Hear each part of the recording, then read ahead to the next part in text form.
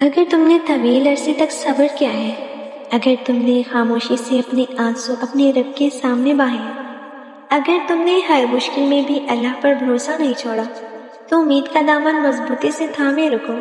مبارک ہو، شاید تمہاری آزمائش اب اختتام کے قریب ہو، اور اللہ کی رحمت تمہارے لیے ایسے راستے کھولنے والی ہے جن کا تم نے کبھی تصور بھی نہیں کیا تھا۔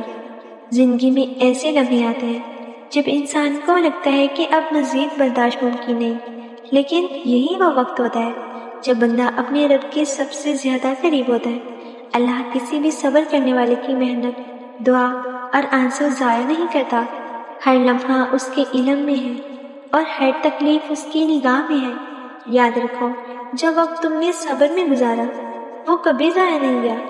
ہر سجدہ، ہر دعا، ہر آنسو اور ہر خاموش فریاد اللہ کے ہاں محفوظ ہے۔ جب اس کی رحمت نازل ہوتی ہے تو وہ صرف ایک مشکل ختم نہیں کرتی، بلکہ دل کو ایسا سکون بھی عطا کرتی ہے جو دنیا کی کوئی چیز نہیں دے سکتی۔ اگر آج راستے بند دکھائی دے رہے ہیں تو یہ ضروری نہیں کہ ہمیشہ بند رہیں۔ اللہ جب راستہ کھولتا ہے تو وہاں سے کھولتا ہے جہاں سے انسان سوچ بھی نہیں سکتا۔ وہ ایک لمحے میں حالات بدلنے پر کام میں قدرت رکھتا ہے۔ اس لیے مایوسی کو اپنے دل میں جگہ نہ دو، اپنے رب سے تعلق مضبوط کرو، دعا کا دامن نہ چھوڑو، اور یقین رکھو کہ اللہ کا ہر فیصلہ حکمت سے بھرپور ہوتا ہے۔ ممکن ہے جس خوشی کا تم برسوں سے انتظار کر رہے ہو وہ تم سے بہت قریب ہو، لیکن یہ بھی یاد رکھو کہ ہم کسی مخصوص وقت یہ یقینی دنیاوی نتیجے کا دعویٰ نہیں کر سکتے۔ اللہ ہی بہتر جانتا ہے کہ کب، کیسے اور کس چیز میں تمہارے لیے بھلائی ہے۔ ہمارا کام صبر، دعا اور بھروسہ ہے، اور اس کا وعدہ ہے کہ وہ صبر کرنے والوں کے ساتھ ہے۔